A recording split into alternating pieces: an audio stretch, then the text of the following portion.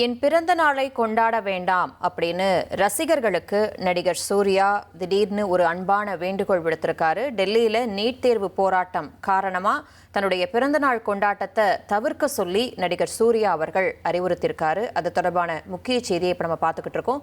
இது தொடர்பான கூடுதல் விவரங்களோடு இணைகிறார் செய்தியாளர் ராஜா. வணக்கம் ராஜா. இன்னைக்கு நடிகர் சூர்யா அவர்களுடைய 50வது பிறந்த நாள் இல்லையா? அந்த நேரத்தில் ரசிகர்கள்லாம் ரொம்ப கொண்டாட்ட மனநிலையில் இருப்பாங்க. இப்போ நீட் தேர்வு சம்பந்தமா நீட் விவகாரம் தொடர்பாக பெரிய பிரச்சனை போயிட்டு இருக்கக்கூடிய சூழல்ல தன்னுடைய பிறந்த நாளை கொண்டாட வேணாம் அப்படின்னு ரசிகர்களுக்கு சூர்யா அவர்கள் அன்பான வேண்டுகோள் விடுத்திருக்காரு. அவர் என்ன சொல்லியிருக்காரு? விரிவான தகவல்களை பதிவு பண்ணுங்க.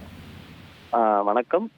அதாவது சமீப வருடங்களாக நடிகர் சூர்யா அவரது பிறந்த நாளை முன்னிட்டு ரசிகர்களை சந்திப்பது வழக்கம். அதாவது டி நகரில் உள்ள அவர் இல்லத்தில் ரசிகர்கள் திரளாக கூடுவார்கள், ரசிகர்களை சந்திப்பார்.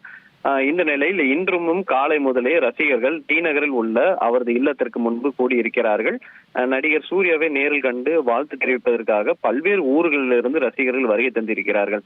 இந்த நிலையில் நீட் தேர்வு முறைகேடால் டெல்லியில் மாணவர்கள் தொடர்ந்து போராடி வரும் நிலையில் என்னுடைய பிறந்த நாளை ரசிகர்கள் யாரும் கொண்டாட வேண்டாம் என ரசிகர்களுக்கு அன்பான வேண்டுகோளை நடிகர் சூர்யா விடுத்திருக்கிறார்.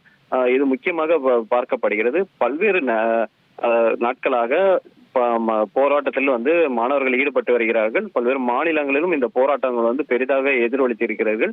நடிகர்கள் பலரும் குரல் கொடுத்திருக்கிறார்கள். இந்த நிலையில் நடிகர் சூர்யா பிறந்தநாளை முன்னிட்டு நீட் தேர்வு போராட்டம் தீவிரமடைந்த நிலையில் தனது பிறந்தநாளை கொண்டாட வேண்டாம் என ரசிகர்களுக்கு ஒரு அன்பான வேண்டுகோளை விடுத்திருக்கிறார். மேலும் ரசிகர்களை சந்திப்பதும் தவிர்ப்பதாக அவருக்கு தெரிஞ்ச வட்டாரங்கள், நெருங்கிய வட்டாரங்கள் தரப்பில் கூறப்படுகிறது.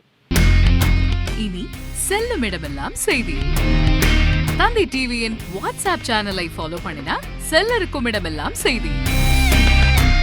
இதோ QR கோட் இப்பவே ஸ்கேன் பண்ணுங்க, ஃபாலோ பண்ணுங்க.